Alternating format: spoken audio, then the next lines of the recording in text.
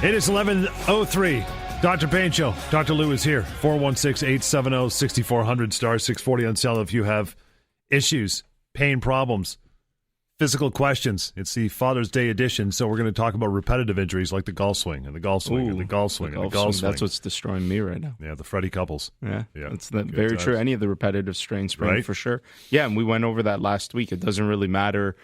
Repetitive strain sprain, people think you have to be a factory worker to sustain repetitive strain sprain. Everything we do is repetitive strain, whether it's, you're sitting all day or you're an amateur athlete or even a professional athlete. Often all of these activities will entail the same biomechanic type of pattern, and in doing so you're sustaining repetitive strain sprain. So for sure, also for the weekend warriors, the people that are getting back as the weather gets warmer, they're probably getting back out and doing more of the sports and the things that they enjoy doing, whether that's golf or tennis or whatever it may be, and they're sustaining injuries. That's absolutely fair par for the course, I guess we could say.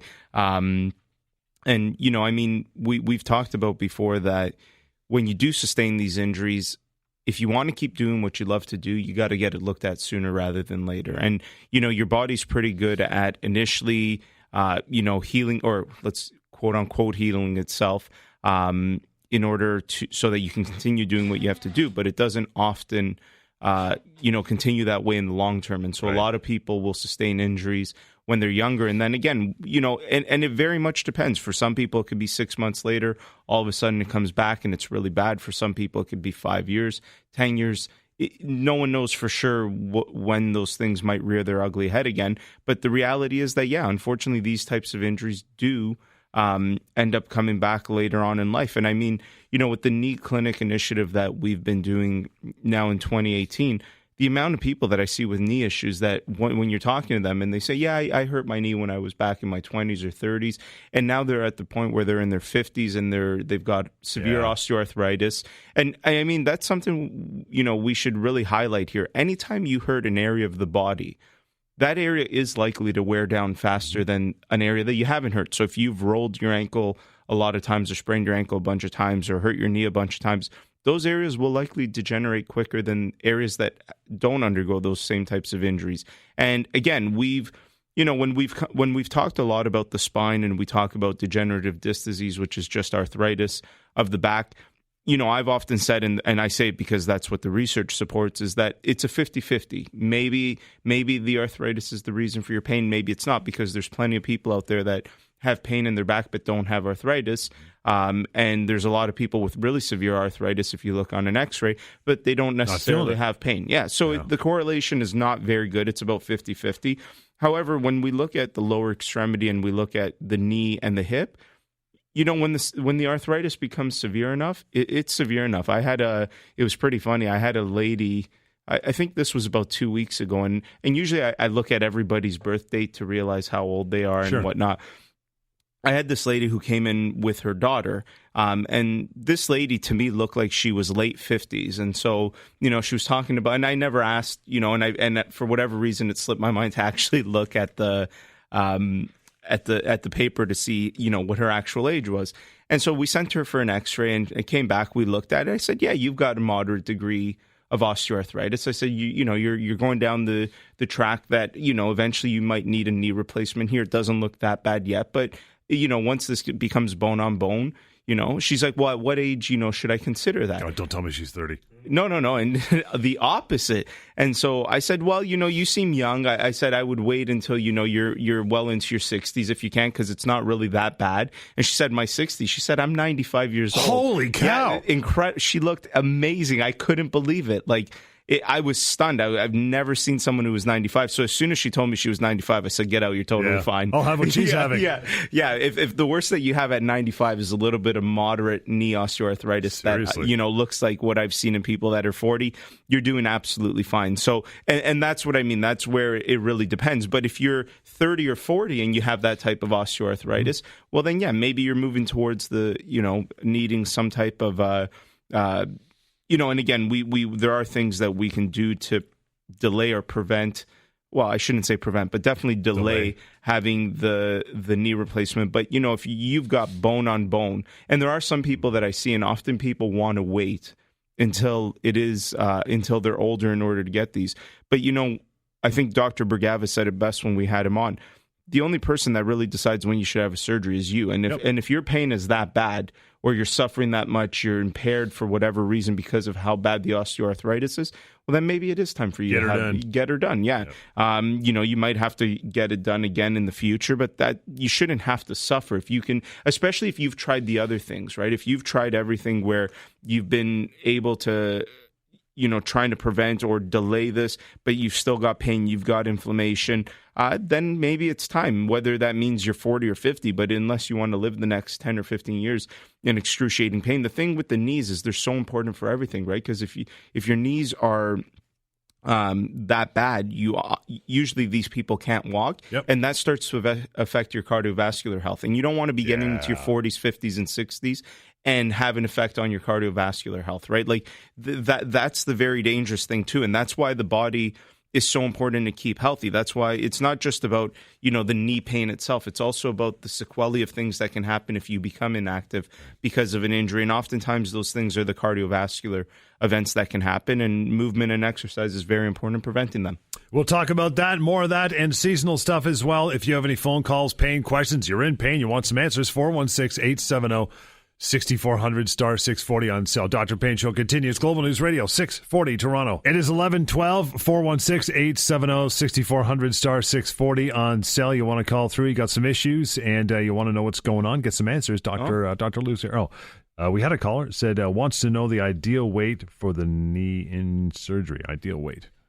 I guess they're talking about, ideal weight very much depends on a lot of things, like what's the person's height and weight. Yeah, I mean, if you got a ton of muscle mass, you're going to be heavier than you would be on a BMI scale, and maybe you qualify. That's why BMI is not that great. Yeah, right? It's not that great. It's not bad either. The good thing about BMI is it just gives you an objective measure now.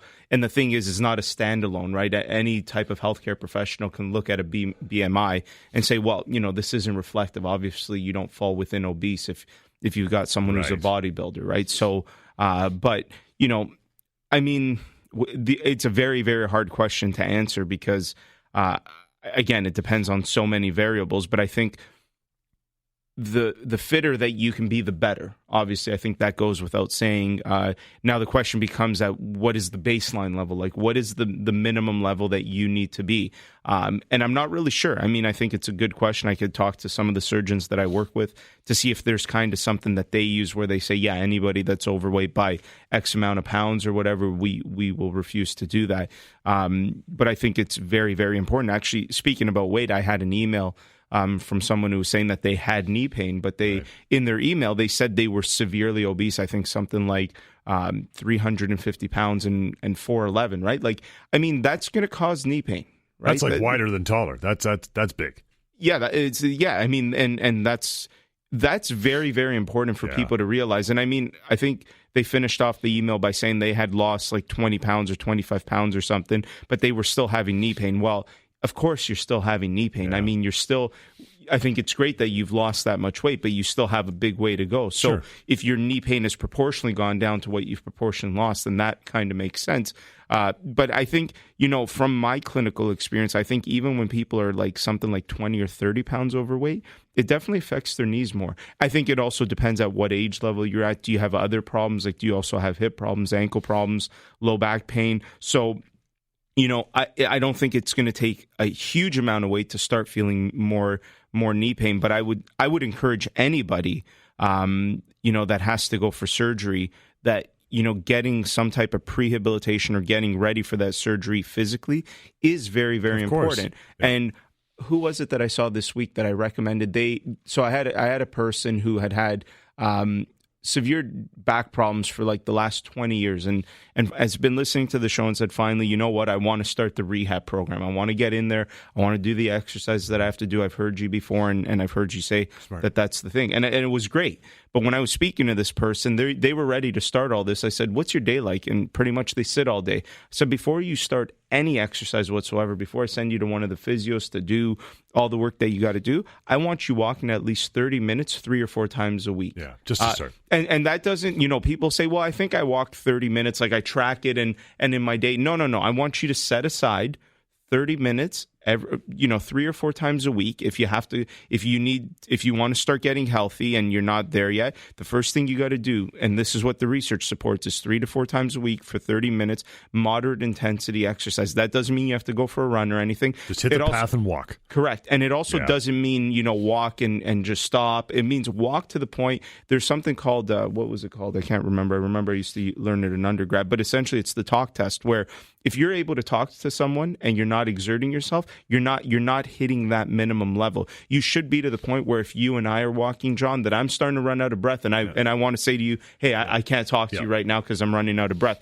That's what you need for cardiovascular health. Now, obviously, if we're talking about weight loss and other things, but we're not talking about that. We're talking about baseline cardiovascular health. You should be walking 30 minutes, 3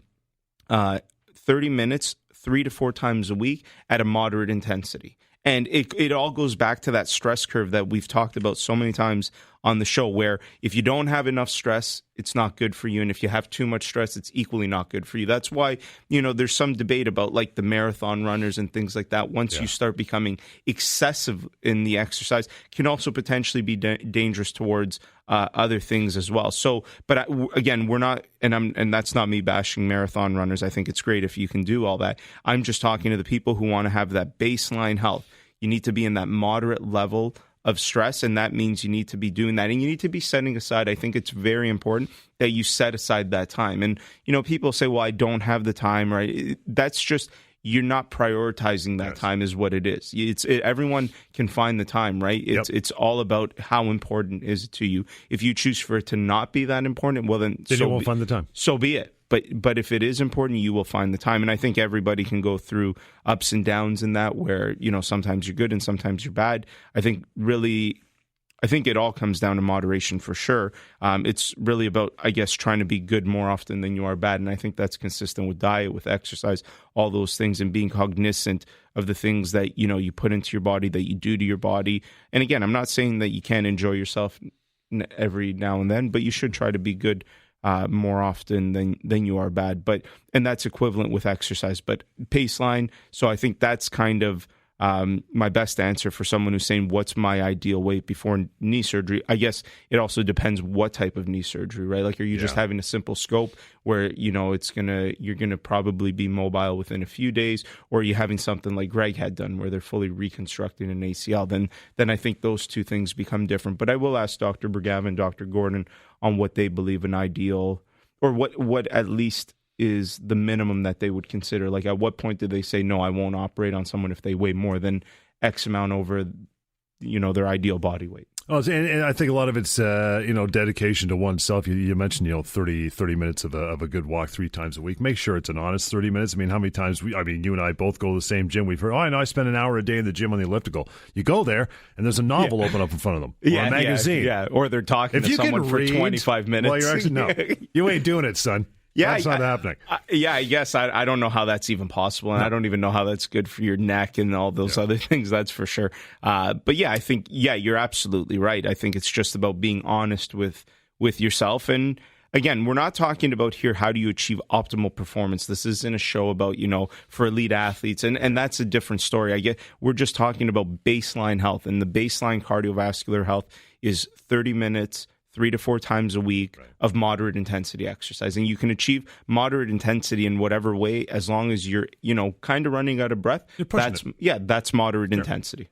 416-870-6400, star 640 on cell. If you got problems, issues, pain problems, something's piqued your interest as far as our conversation thus far, call us. Love to talk to you. Dr. Payne Show continues right here. Global News Radio, 640 Toronto. It is 11:21. You still have plenty of time to get your questions asked, opinions. 416-870-6400, star 640 on cell mode. I should mention as well, you want to get a hold of Dr. Lou when the show is not here. info@paincarecanada.com and 1-855-55 Dr. Lou, DRLOU.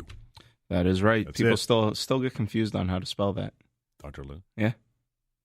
DRLOU. Yeah, well. Like Lou's in bathroom? What are they thinking? Like, I don't know, or maybe they're trying LU only. But I mean, at that point, you should realize you're one number short, right? So there's only so many. That's a good point. So you can't really, you can't dial if you don't. Why is it not ringing? Yeah, one more number. Also with the email, sometimes I'll, another thing I should bring up, sometimes I get emails that, have attachments with x-rays and MRIs. I can't review that stuff unless you're a patient of mine. That's one thing I want to make clear. If you want to come in for an assessment, absolutely. But if you're sending me that, you can send it to me just kind of if you really want to add it in, but I won't review it and I won't comment on it unless I've seen you. And it has to be done through due diligence, right? So some people kind of call and they just want to be told over the phone, like what's wrong with them. That's not going to happen. No. That's not what the free consultation is. It's really about, figuring out, are you on the right path? A lot of people are calling, Greg's a good example. Greg called me after he had the knee surgery. He was seeing a physio, and he was telling me what they were doing. And he said, "What do you think?" And I said, "I think you're doing everything that's right. Yeah, have a nice day. Just continue doing the work that you're doing with that physiotherapist. I don't think I can add anything, or my team can add anything to you. If you're on the right track, you're on the right track." Some people call me and they're on the totally wrong track. Some people have bad healthcare teams or bad healthcare professionals that they're dealing with, and that's unfortunate. And I mean, I think that's the reality in every type of profession, is that you're going to have good and bad. And when that's the case, that's another thing, I guess, that a lot of times on the show we talk about, where people say, like, where, not that I'm blaming, but sometimes, people, I'll say, have you done the rehabilitation exercises? And it's like, no. And, maybe people assume that we're blaming the individual. A lot of times the clinics aren't telling people to do this stuff. They're just, Greg, before he left, was talking about how his physio discharged him from care after basically saying, at this point, I'm only taking your money. Yeah, the tank is full. You're doing the right thing. Yeah, you're doing the right things. Continue. But that's great. And that physiotherapist is not part of my network, nothing. But that's the type of professionals you want. That's the type of people you want to deal with, where they're honest, where they're not, and they don't realize that that's going to go much longer than, ripping someone off for another 3 or 4 treatments that they don't need. Because I'm sure when someone asks Greg about a physiotherapist in Oakville, he's going to... I got the best one. Yeah, Here's exactly. And that's the way it works. It's about doing the right thing for the patients. And I mean, there's a lot of great professionals out there, and it's just a matter of doing your research and talking to people. Obviously, if you're unsure and you want to speak with me, I'm happy to do that. I have a network of providers all across Ontario that I can refer people to for the right type of care, which is important. 416-870-6400, star 640 on sale, right till 12 o'clock. Got lots of time. Got Joan. Hi, Joan. Good morning. Hi. How are you? Okay, thank you. Okay, what's going on? I have ataxia, cerebellum ataxia, and I want to know what is the correct exercise I can do without, because I'm so limited. Now, do you mean exercises that you can do just in general to stay healthy, or specifically for the ataxia? Well, I don't know. Whatever you can tell me on either. Mm-hmm. Well, I mean, if you have cerebellar ataxia, then that's that. So for those of the people listening, ataxia is unsteadiness, where you're unable to coordinate your movements. The cerebellum is the little part of the brain that kind of hangs off the back, which coordinates our movements. And I mean, the best way to realize what the cerebellum does is, if you've been with a 1-year-old or a newborn and you ask them to point to something or touch their nose, they're kind of unable to do that. They don't have that fine motor skill yet to coordinate that. And, there's different types of pathologies and diseases, and just sometimes aging could lead to cerebellar ataxia again, where you lose that ability to coordinate. And it's, very important, because in Joan's case, you probably have difficult walking and balancing. Is that right, Joan? Correct. Yeah. And so, and this is, and again, it often comes down to what is causing it. You're saying cerebellar ataxia. Did they say what the reason for that is? Is it just genetic? Just genetics, yeah. So, I mean, at this point, she's having problems with coordinating. Mm-hmm. And so the biggest thing, and how old are you, Joan? 73. 73. So, at that age, and with that, obviously, we need to be cognizant of the risk of fall, right? And falls that could be potentially, very, very dangerous, like hip fractures, things like that. So, walking is probably not the best idea, but if you are going to walk, I'm sure you're already using walking aids like a walker or something like that, something that helps you balance. But one thing that I often will recommend to a lot of people, and it's actually very good for anyone that's a little bit older, stationary pedals. Now, obviously, over the radio, it's hard for me to describe that. But if you're near a computer, just type in stationary pedals on Google. They're just the pedals that you put on the ground. You can put it in front of your couch, and it's just like a bicycle. Like a little piece of a bike. It's a little piece of a bike. Wow. It's absolutely incredible because for people who are older for a multitude of different reasons. So I've seen people that are talking about they have really bad arthritis and they want to keep their cardiovascular health up and they need to do something. I recommend that. The reason why I also like it is you can do it all the time. You can do it when you're sitting at your couch watching TV. Yeah. If you know you're going to be at a dinner table with family for an extended period, and you're not necessarily going to get up and move around, blood flow is really important. So, I mean, Joan, obviously I would have to assess you in order to make any specific recommendations. But from the stationary cycle tends to be very, very safe. Be careful with where you're using it. You should be using it on a couch or somewhere where, or on a chair somewhere where you're stable and you can't fall. But I think that's a great piece of equipment that anybody that is over 70 years old should have because it's just really important. Even if you have no problems, just put it in front of your couch. And instead of just sitting down and watching TV, you're also doing a little bit of exercise. Would that be similar to a stationary bicycle? Well, a stationary bicycle is where it's actually a bicycle that just doesn't move. So these are just stationary pedals, right? Because a cycle, for you with ataxia, also sitting on some type of a bicycle, you're going to have an issue with balance. So and it can be uncomfortable, too. And it could be uncomfortable. You need something with a much wider base to support you. That's why the stationary pedals. You can sit on a chair that you're comfortable in, on your couch, anywhere where you can keep that type of balance is cool. Very, very important. Okay, and what about I heard you say about walking 30 minutes 3 times a week. Okay, hang tight, Joan. We'll Yeah, hang on, Joan. We'll get back to you. And your phone calls as well. You still got lots of time. 416-870-6400, star 640 on your cell. Dr. Payne Show, Global News Radio 640 Toronto. It is 416-870-6400, star 640 on your cell. Joan, I'm going to let you go here, but you had one more question before we do so. What's that? I just wondered if the 3 times a week walking for 30 minutes would be good for me. Well, no, we just went through this, Joan. So walking is potentially something that is, again, when I say that, I mean that's for the ideal healthy person. Obviously, if you have things like a cerebellar ataxia going on, then no, we need to modify it, which is why I'm recommending the stationary pedals instead. We'll get to Les. Hey, Les, good morning. Good morning. Good morning. What's going on?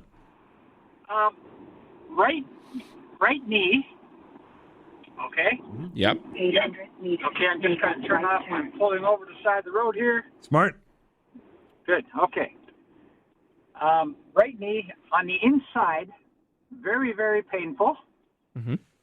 But all my ligaments, muscles, right from the ankle right up to my hip are sore. There's no swelling. There's no water. Nothing like that, but extremely painful. Okay. Is a stationary bike good to work on those muscles, or will it damage the knee more than what's going on? Again, my recommendation for the stationary pedal is more for the cardiovascular effect that you can keep healthy. Whether it can help with a specific injury or not, I would have to assess your specific pain and injury and figure out what exactly is going on. Could it potentially help? Sure. Could it also potentially not help? Yes. Could it also make things worse? Equally, yes. I would need to take a look at your knee, go through a proper assessment in order to really comment on what the best intervention is. In general, I would say that it's very unlikely that something like that stationary pedal that I was recommending would, worsen many things. So overall, it is something that is very safe. But again, it's hard for me to say that 100% of the time it's never going to hurt. And it's even harder to say that it will help with someone's issues. Yeah, it doesn't feel like it's the bone on bone or anything like that. It's just like... doesn't feel that's... You have to look. Yeah, you can, even you said something about there's no swelling. A lot of people, there's a special way to look for swelling in the knee. And although, you may be right, maybe your knee's not a massive balloon, that doesn't mean that there's no swelling. Yeah. And that's why having a professional look at those things is always much more valuable than, and your input is obviously important, but it doesn't feel like, or you don't notice something, doesn't necessarily mean those things aren't there. Okay. Okay? All right. Yeah, I appreciate your help. Thanks, Les. Appreciate it. Again, 1-855-55 Dr. Lou, DRLOU, moving forward, or info@paincarecanada.com. Georgie, hello, good morning. Hello? What's going on? Yeah, hey, buddy, how you doing? Good, brother. Hey, listen, my mom just had hip surgery, right? Okay. And you were talking about stationary pedals. Yes. Mm-hmm. Could she use that? Again, I'm not saying that. I may have started something pretty bad with You these start selling these things, brother. Yeah, So what I'm saying, again, let me reiterate this with the stationary pedals, is for people who are older, there's no other issue going on. It's a good way to maintain cardiovascular health. When it comes to specific types of things, like in your mom's case, she's had hip surgery. Yeah. I would follow, number one, whatever the recommendation was from the surgeon who did the hip surgery, which was probably to go see some type of physiotherapist or somebody to get some treatment. And I would run by any specific things after surgery by the person in charge of your rehab. So I think you can ask the physiotherapist and say, hey, I heard about these stationary pedals. Do you think that's potentially a good idea? But can I say in general that stationary pedals are good for people who've had some type of hip surgery? I don't know. It very much depends on the extent of the surgery, how the person's recovering, what the exact issue was. There's so many things there. Okay. And also, she's having stomach gases and stuff like that. Could that be from the pills and everything she's taking? Is she on any anti-inflammatories? Yeah, she is. Yeah, so non-steroidal anti-inflammatories can cause GI issues, so that is a potential. And again, I would address that with whoever the prescribing physician was. Okay. Thanks, buddy. No problem. Great show, eh? Thanks, George. Appreciate the kind words, my brother. Sergio, hello. How are you? Hi, guys. How are you? Great. Good. Thanks, man. What's going on? So I had a question about ulnar nerve entrapment. About a year ago, I started feeling some numbness in my right arm and some pain in my upper back. I've been to a neurologist, and I've had 3 MRIs and an ultrasound, and I'm on duloxetine, which helps. I mean, I still get the symptoms of numbness and freezing in my pinky finger and the one next to it. But I don't want to stay on these pills because I know that they can be hard on your liver and kidneys. I'm just wondering if there's anything else I can do, because nothing's seemed to help so far. So my first question is, you were diagnosed with ulnar nerve entrapment. Where is the entrapment? I wasn't diagnosed with it. I think that's what they're trying to diagnose. But I've had a cervical MRI. I've had an arm MRI. And I just recently had an MRI, I guess, somewhere around my collarbone, because the neurologist said that there was a bunch of nerves there that could be causing the issue, the numbness.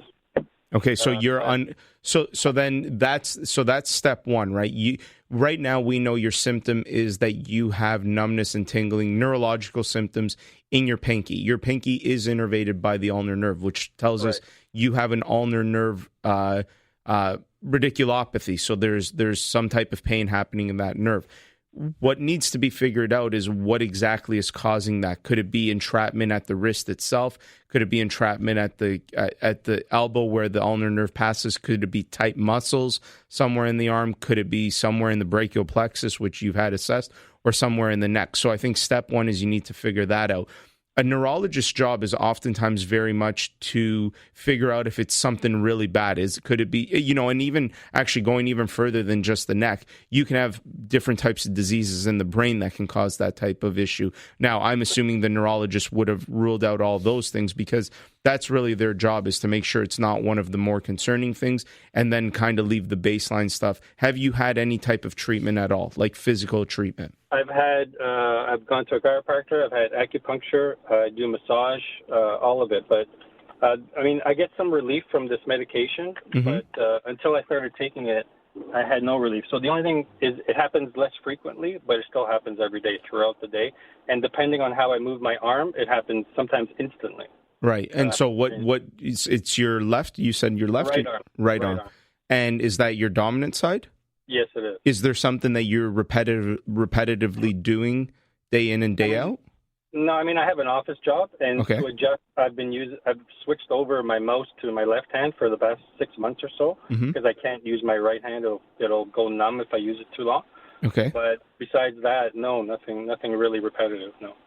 Yeah. Well, again, sitting all day is repetitive in nature as well. So. I just I think I'd need to assess you, Sergio, in order to honestly figure out or start to try to figure it out. The good thing is if you're having all those other types of tests and nothing's coming back, I feel more confident in saying that it's nothing, overly serious, and it's probably more a functional issue where the nerve is being entrapped in muscles and things depending on the things you're doing day to day. And although you switched over the mouse to the left side, maybe there's other things that need to be switch from a functional perspective in life, the way you're driving, the way you're sleeping, and all those things need to kind of be assessed in order to get to the bottom of it.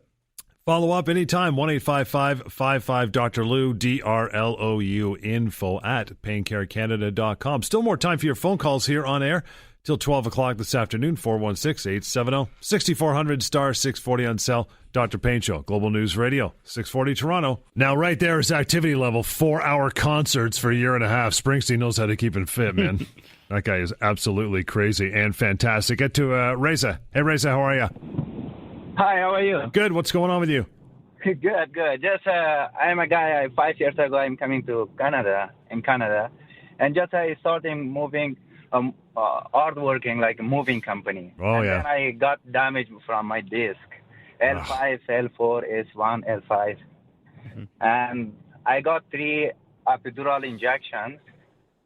And last time I saw my specialist, they said it's the only way I have to get better, I have to do surgery. But I'm not sure yet what I do. And I'm very confused right now. Surgery is good for me or no? Every day I have pain. My right leg is not very good. Yeah, so I'm again, still working again. Yeah, I'm doing work. Yeah, so again, it's the same type of scenario. In order for me to comment on whether surgery is the best option for you, I need to see you. I need to assess you in order to figure that out. I can't just generally say whether, yes, surgery is your option or not. I don't know enough about your case. All I really know is that you have back pain. I don't know the exact causes. I mean, you're saying that there's L4, L5, but again, what's at L4, L5, S1? I need to understand, is it disc herniations? Is it stenosis? Yeah, so I saw a couple of times a specialist, and I did 3 times MRI, and they said me my disc is coming out to push my nerve, and then I not feel very well my leg. Right, okay. But 2 of my discs, one is S1, L5, and L5, L4. Okay. This is my big problem, big issue. Yeah, have you done any type of therapy? Yes, 6 months therapy, acupuncture, and chiropractor. I done, yes. Yeah, I got 3 time injection, actually. Yeah, again, I would have to assess you. I'm unsure on whether, I can't comment on whether, surgery is the option you should be taking because I don't know enough. I don't know. I need to also physically assess what are your, is there any neurological deficit, the functional limitations. I need to look at the images or the report to understand exactly what's going on. But, I hear you on, I think most people would want to try to avoid surgery if they can, and I'm not sure. I have to see if you can avoid it or if that's your best option. What I can tell you is that oftentimes the one thing that people don't do is the good rehabilitation program, which are the right exercises day in and day out for managing that type of issue. So I'd be interested to, to assess you and go from there. Okay, thank you. Thanks, Reza. Appreciate that. 1-855-55-Dr. Lou, DRLOU, and again, info@paincarecanada.com. Hey, Harold. Good morning. Hi. What's up? What happened is for the last 2 months, I've been getting it starts off with a chill, and then the chill goes up to it's just mild fever stage, and with a dry cough, and I have to take medication to get it off, and then when I do that, like a 2 Tylenol, I sweat. And next day come back again, and next day come back again, and so it went from until now. So I had a little enlarged prostate but that is okay now. I'm seeing the urologist for that. I have an infection in my testicle area, but it seems like it's gone. And they give me a culture blood test that's negative. A chest X-ray is negative. I don't know what again. Everything is negative. But the fever is still there. Have you had blood work? Yeah, culture blood test, regular blood test, malaria, TB. So they've checked you out from every perspective? Yeah. Yeah, I mean, again, what's your question for me? Or you want me to tell you what it is? Because obviously that's going to be impossible for me to tell you what it is. I don't know what could be causing all those things.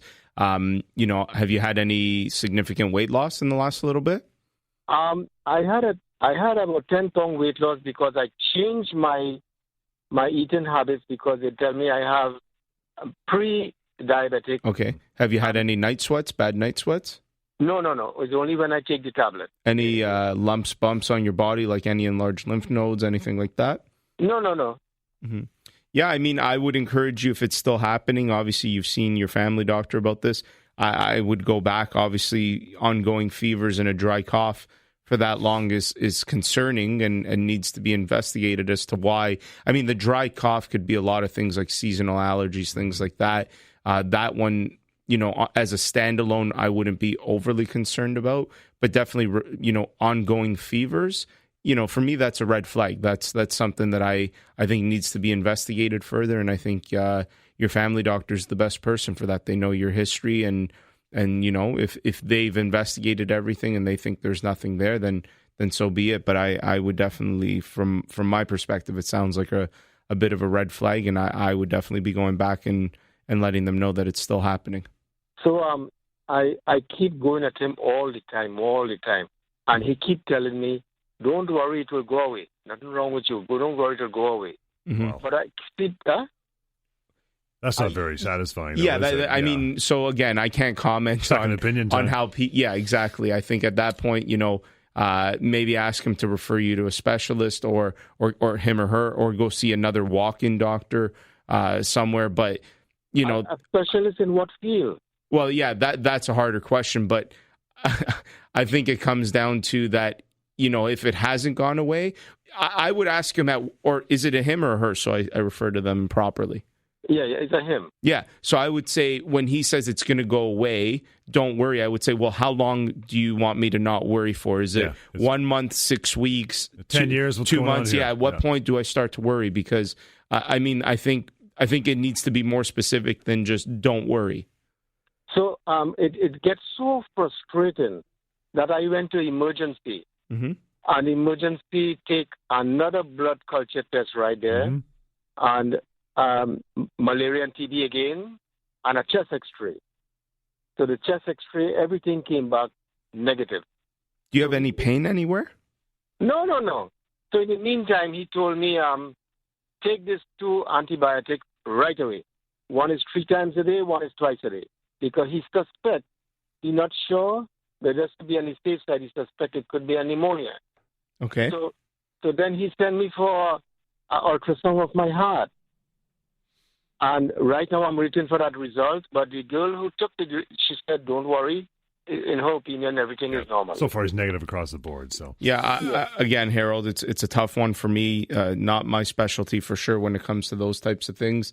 I would, again, continue following up with the family doctor. It is their job to be your gatekeeper and not just dismiss your concern. And follow up with us when you find out, because he seems like an otherwise healthy dude. Yeah, right? If everything's coming back, More of your phone calls after a short break as we get down to the last few minutes of the show. The Dr. Payne Show, Global News Radio, 640 Toronto. Just about 11:52 here on your Saturday, looking up till noon, till the end of the show, the Dr. Payne Show. By the way, free consultation. Consultation is what it is. It's quick. Tell me what's wrong, what's bothering you, and we'll hook something up. 1-855-55-DR-LOU, D-R-L-O-U, or info@paincarecanada.com. I think I'm pretty accurate on that. Yeah, and quick doesn't mean dismissive either. Right. Like, I could talk to people for 10 or 15 minutes and go through a lot of things. But again, when it comes to the specific, like the the free consultation is essentially just an extension of this radio show. People are calling me, and the caller we just had, I'm saying go back to your family doctor, and then other callers, I'm saying come in and see me because I need to assess that. Or sometimes I tell people, you're on the right track. Sounds like you're doing everything right. So a consultation's not an assessment. Let's separate those two. No, and most people do realize that. Yeah, for sure. Okay, we'll get to another call here as we have some time. Hi, Diane. Good morning. Good morning. What's going on with you? I have the middle finger of my right hand is numb, and I get quite a bit of pain in it. I asked my doctor about it. He said it was arthritis and just to take glucosamine sulfate. Okay. How did they come to the diagnosis of arthritis? He just said it's the most typical finger for arthritis to develop. Okay. Yeah, I mean, I love some of the stories, It's incredible. Yeah, I mean, again, any type of numbness, tingling, again, when the previous caller, when we talked about the ulnar nerve, you're talking about the middle finger, which is it at the top or the bottom of the hand? Like, is it on the palm or the top?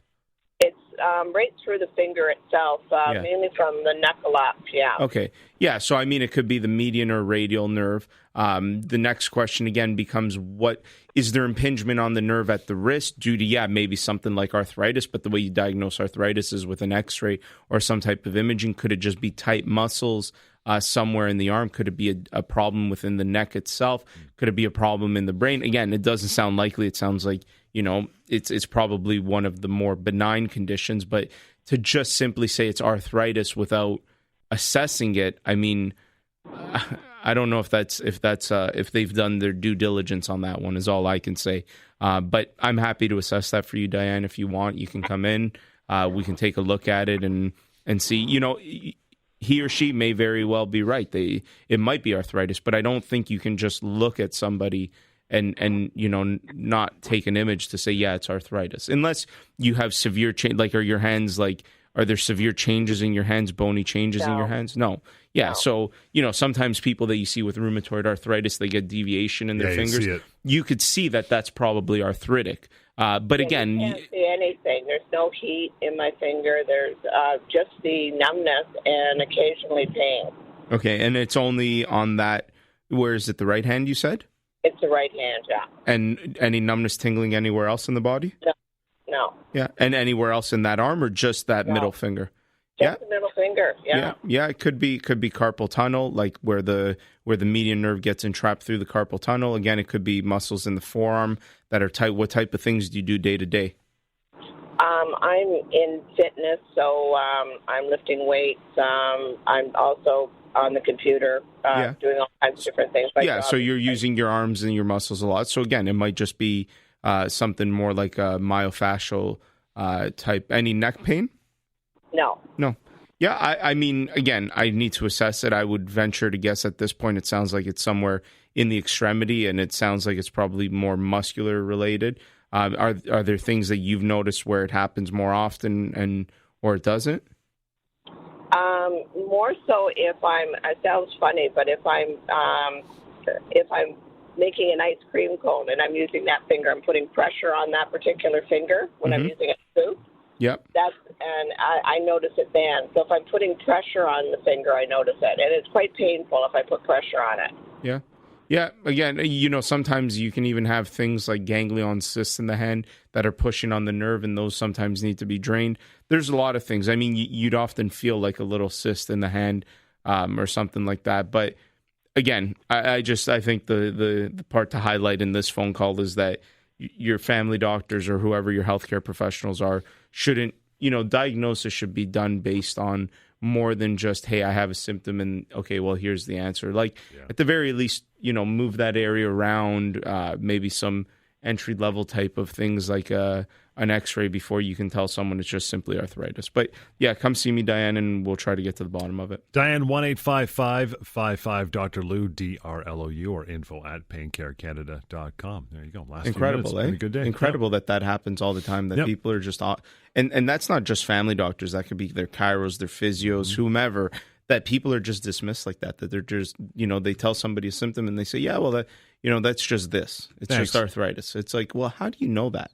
You know, like, yeah, it may very well be the most likely cause in the population. But, you know, one thing I've always said is stats don't matter when you're that 1 in a million, right? That's right. Like if you're that one person, you don't care that 99% of the population doesn't get that pathology. But if you're that 1%, what does it really matter? So I think it's sad. I don't know. It's something that does bother me to some extent. And I think it's due to a lot of things. A lot of times, different types of doctors, healthcare professionals are saturated, they're busy, but I think it's a disservice to dismiss people because you might be missing something serious, you know, and I think that that's important and you shouldn't be doing those things. Or, if, you know, like Harold, that phone call, like fevers for 2 months and just go away. It should go away on, like, we're not talking about like someone saying my knee's a little bit sore. Fever is a red big flag. sign. Yeah, that's a red flag to me. Like fever's a red flag. I had a patient that came in that, you know, had developed back pain, same type of scenario. Family doctor said, no, it's nothing, you know, it's just regular back pain, take some pain meds. Started coming back in saying, no, my pain's getting worse. No, it's fine. Go away. Coming back in, all of a sudden he had lost, I think he said something like 20 kilograms. And wow. Yeah. And so it was like, you got back pain and almost 40 pounds that you've lost. Something more than just simple back pain. They took an x-ray. This guy, the x-ray looked clean. They sent him away again, comes back, says, listen, this isn't getting any better. He decides to go to the emergency room. They do a CAT scan. They see that, you know, a couple vertebrae in his back totally destroyed. Initially, they thought it was bone cancer. And they told him, like, it looks like it's bone cancer. Like, you have some type of bone cancer and, you know, we're going to need to see a neurosurgeon. After a few days, a few more testing, they end up finding out it's osteomyelitis, which is infection of the bone. So somehow bacteria got in there and started destroying this person's bone. But, you know, again, if it's not just dismissed where it's like, yeah, go away, you know, you may have been caught earlier. Yeah. That's it for another weekend. You need to get a hold of after right now. For instance, 1-855-55-Dr. Lou, DRLOU, and info@paincarecanada.com. Till next time, Dr. Payne Show, Global News Radio, 640 Toronto.